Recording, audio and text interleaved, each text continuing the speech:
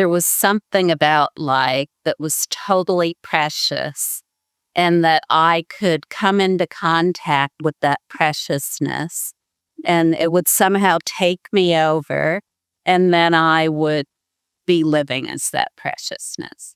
And to me, what that meant in terms of the way I would act and everyone else would act if this were the case is that there would just be a tender warm-heartedness in me and in everyone, and that interactions would be easeful, and that the mind would be filled with the clear light of wisdom in all activities within myself and among everyone. And I was absolutely certain that this was the case from the time I was born. And I think we're all like that.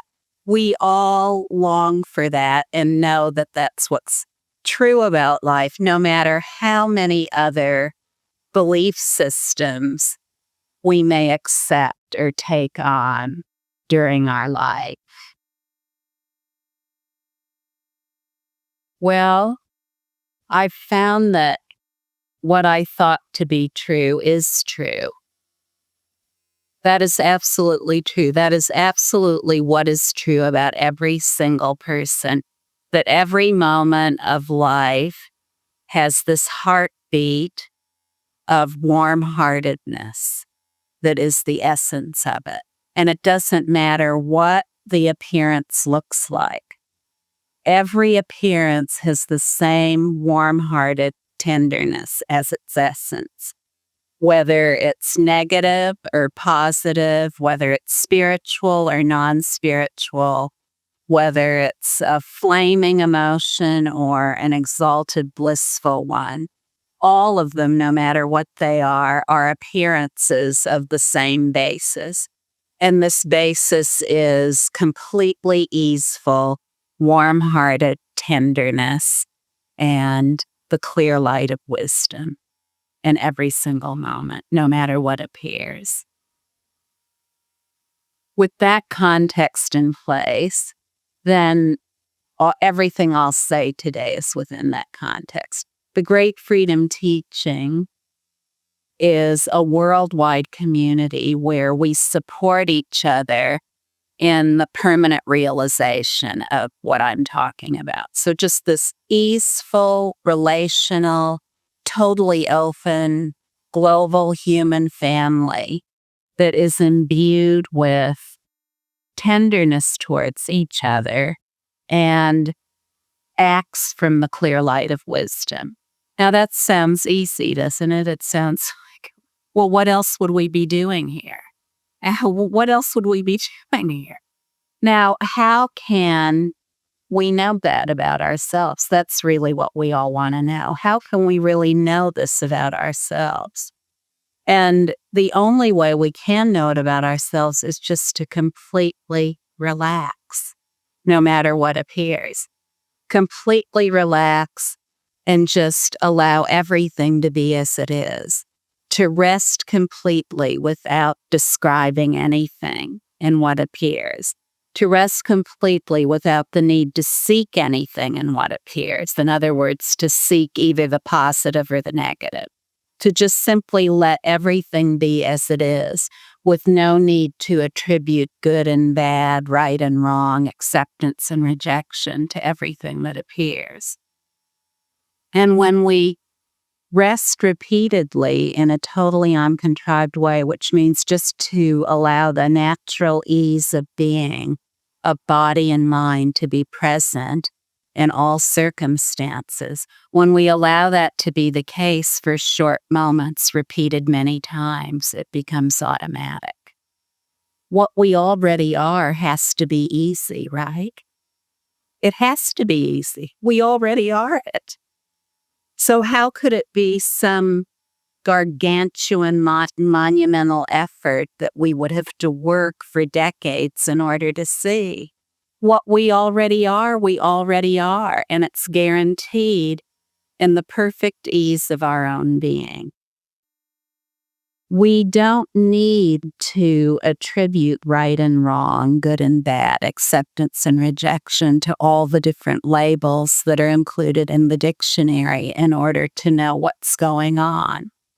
That's not where wisdom lies. Wisdom does not lie. The clear light of wisdom does not shine forth from the dictionary. All these labels we've learned, what are they labels of? Well, they're labels of whatever they describe. But whatever is described has two aspects. It has the description, which is the vivid appearance, and it has its truly empty, spacious nature. So unless we know these two aspects of all appearances, it'll be impossible to be at ease. We'll constantly be plummeting for the next description to try to decide who we take ourselves to be. But when we just allow the ease of our being to be the case, then all these things that seem so difficult begin to shine with the light of tenderness and wisdom. And in the relaxation of our own being, we find perfect loving kindness and compassion for ourselves and what we've put ourselves through describing everything and looking at everything in terms of good and bad, right and wrong. And when that warmth of compassion and loving kindness for ourselves appears, we automatically see that what is so for us is so for everyone. So then we're no longer so hard on ourselves, and we're not hard on other people either. We see that nothing needs to change. Whatever the appearance is, it's an appearance of wisdom. Forever stainless, flawless wisdom is forever stainless, flawless wisdom, no matter what its appearance is. We can't know that by continuing to describe.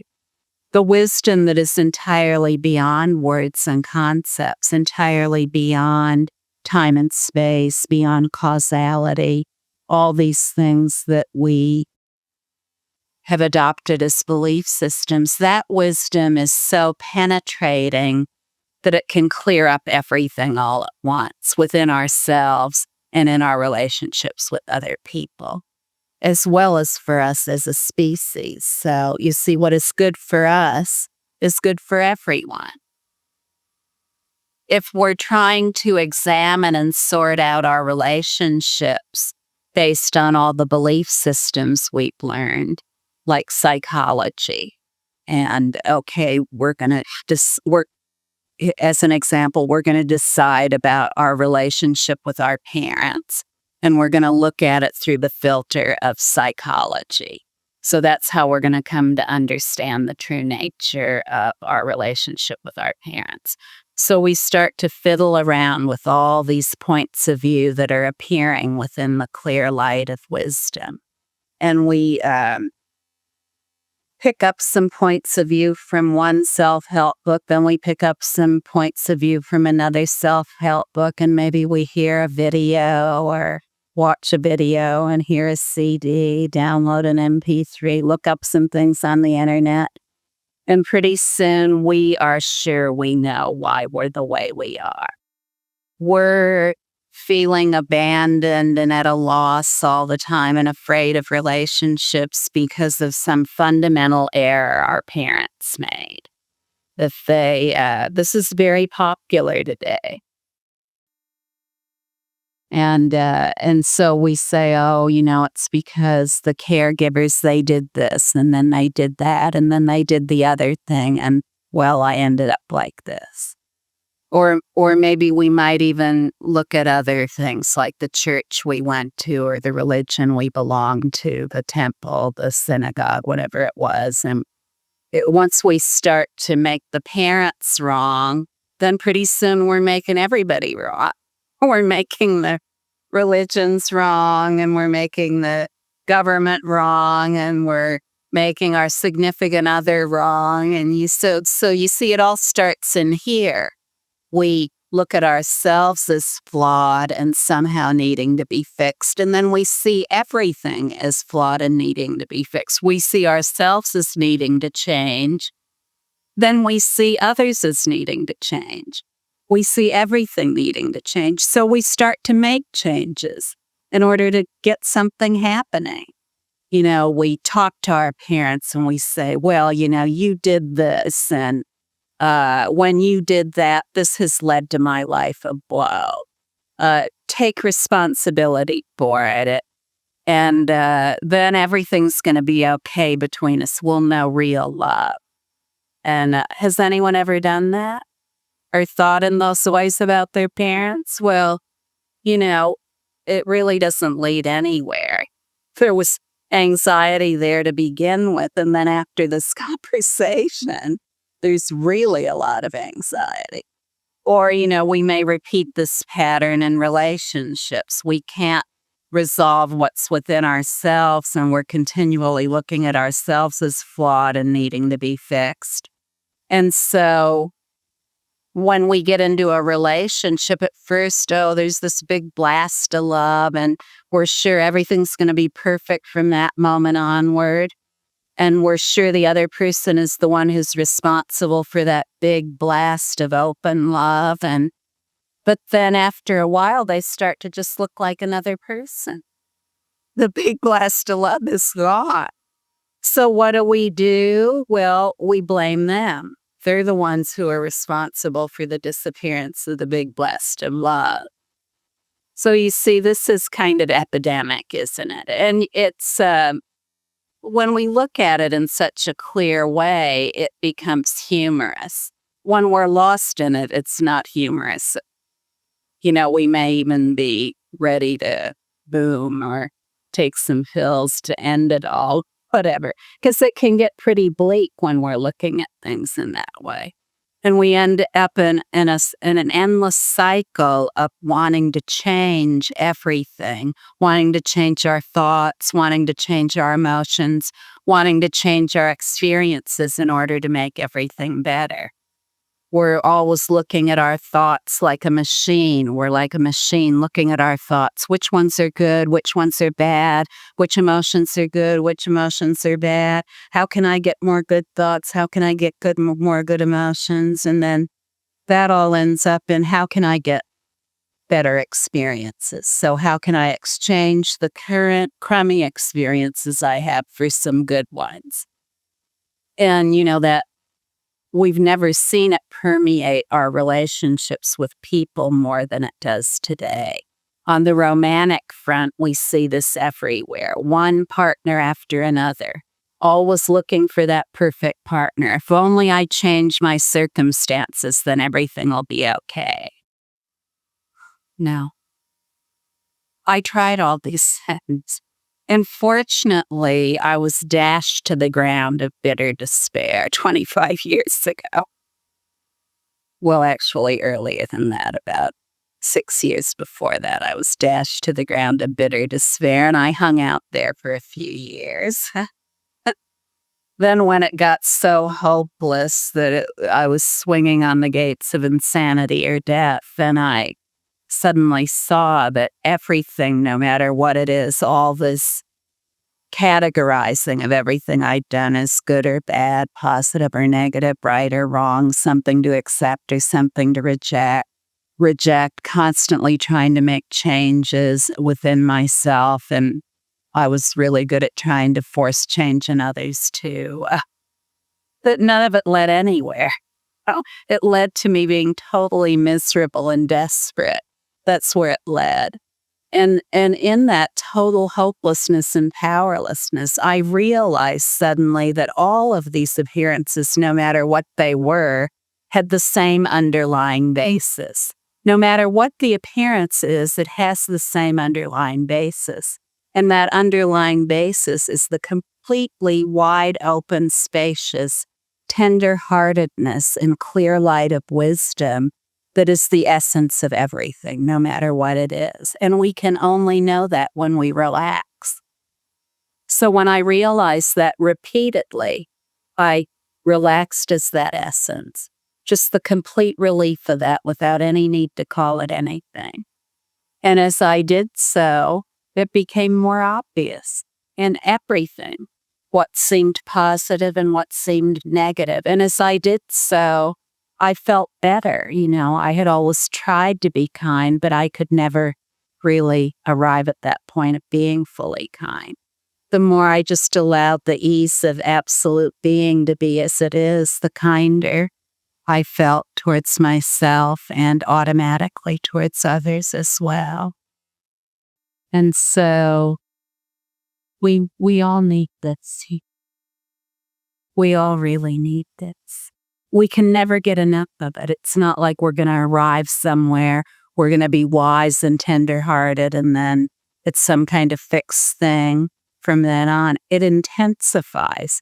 As long as we live, there's just more and more intensification of the sublime reality of what we really are. More and more intensification of that with no need to call it anything.